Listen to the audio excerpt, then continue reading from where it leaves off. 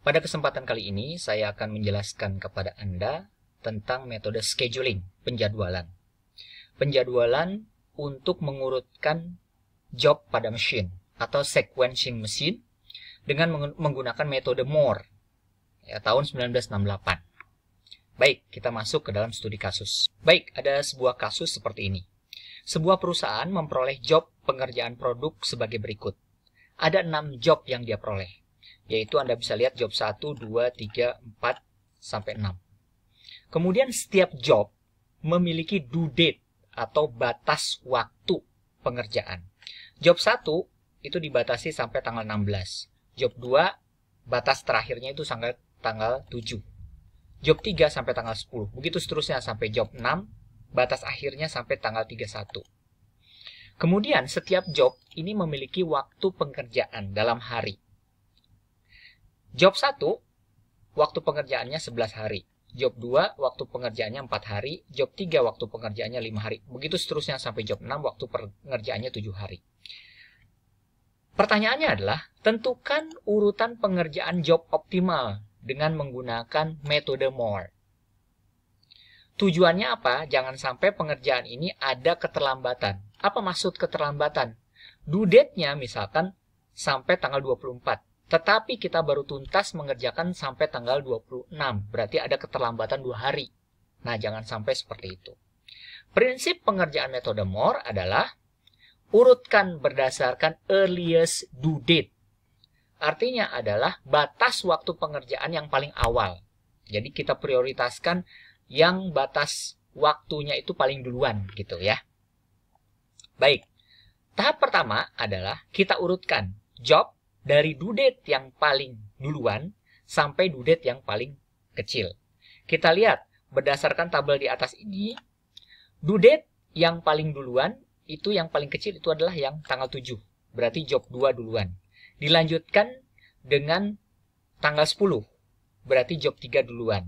Sehingga urutannya adalah 2, 3, dilanjutkan ke tanggal yang lebih besar berikutnya, 1 yaitu tanggal 16 ya. Setelah itu tanggal 21 yaitu 5, job 5, tanggal 24 job 4 dan terakhir tanggal yang paling terakhir yaitu job 6. Dia harus selesai pada tanggal 31. Ya. Nah, kemudian berdasarkan due date ini yang sudah kita urutkan dari due date yang paling duluan sampai due date yang paling belakangan, maka kita tentukan processing time-nya. Processing time tinggal menentukan ya, kalau job 1 processing time-nya kalau job 2 processing time-nya 4, Anda tinggal pindahkan job 2 processing time-nya 4. Kemudian job 3 processing time-nya 5, ya, Anda pindahkan. Kemudian job 1 processing time-nya 11 dari mana? Oh, dari sini. Job 1 processing time-nya 11. Lakukan sampai job 6 yang processing time-nya itu adalah 7. Nah, Anda masukkan ke sini. Langkah berikutnya, Anda tentukan completion time. Ya, dimulai dari job 2 ya, completion time-nya processing time-nya 4, berarti dia akan selesai pada hari ke-4.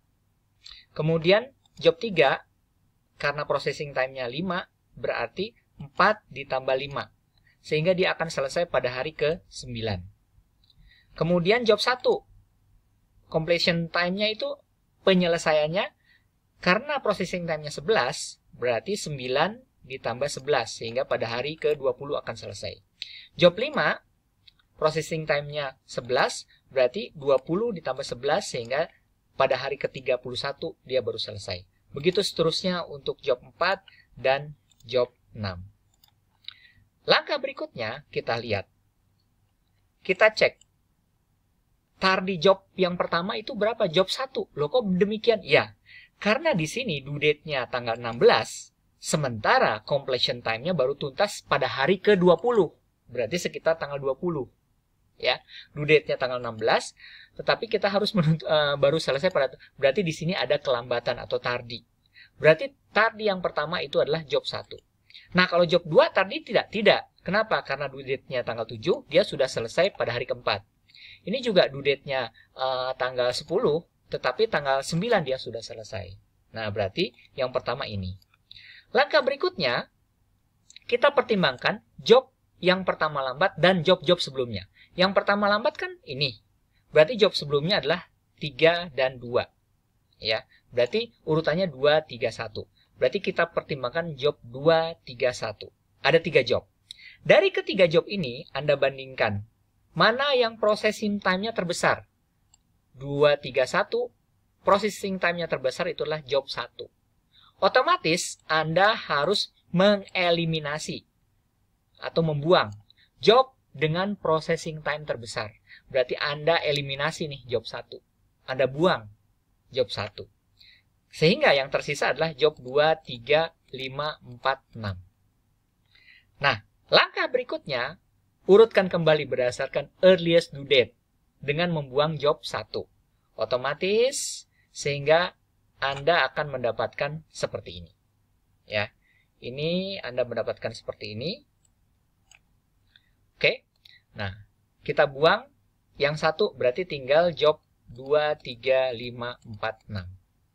Due date-nya Anda tinggal pindahin saja. Due date 2 kan 7, pindahin ke sini. 3, 10, pindahin ke sini. Dan begitu seterusnya.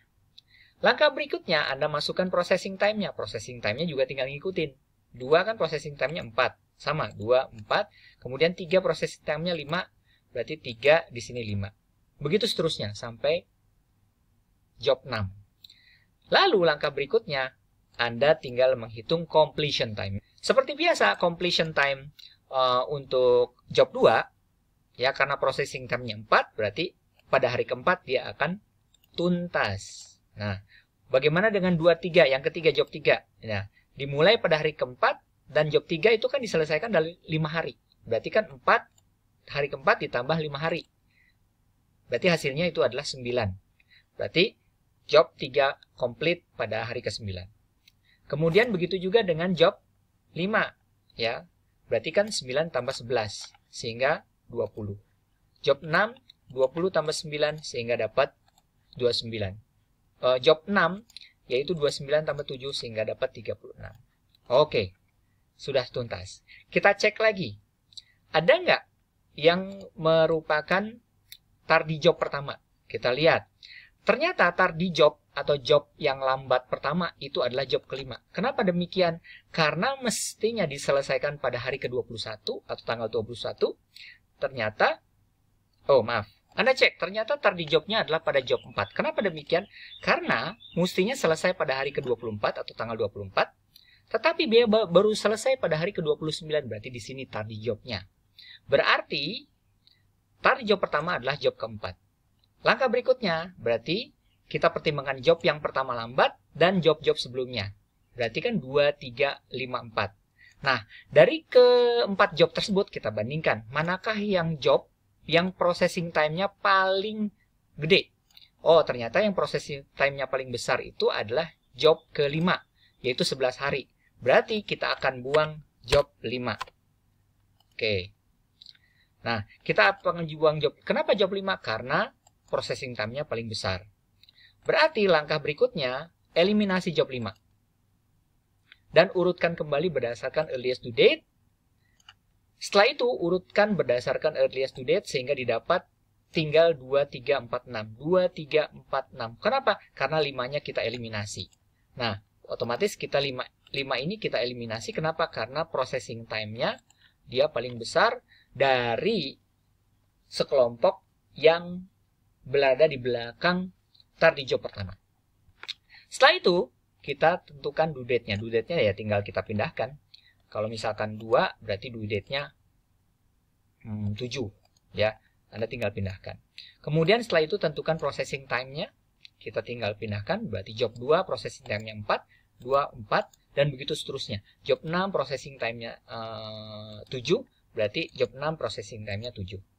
Setelah itu, baru kita tetapkan completion time-nya. Ya. Completion time untuk job 2 berapa? Processing time-nya 4, berarti pada hari keempat dia akan tuntas. Lalu bagaimana dengan 2 ketiga, job 3? Ya udah, completion time job 2 kan pada hari keempat. Sementara job 3 membutuhkan waktu 5 hari. Berarti 4 tambah 5, berarti pada hari ke-9 baru tuntas. Job 4 berarti 9 tambah 9 berarti pada tanggal 18 baru tuntas.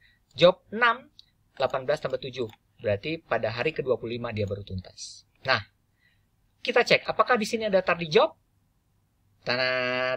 Ternyata tidak ada tardy job. Lihat, due date-nya 7, selesai di hari ke-4.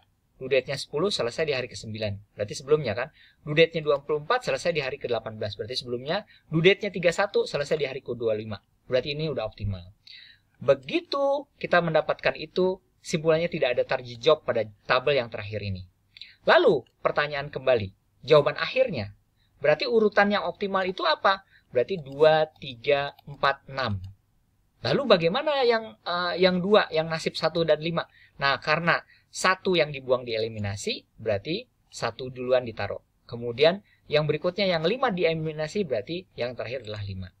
Sehingga kita bisa mengatakan urutan pengerjaan yang optimal untuk kasus ini itu adalah job 2 dulu dikerjakan, lanjut ke job 3, ke job 4, ke job 6, lanjut ke job 1, boleh terakhir ke job 5.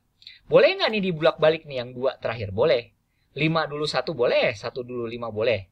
Nah, itulah metode pengerjaan sequencing untuk more.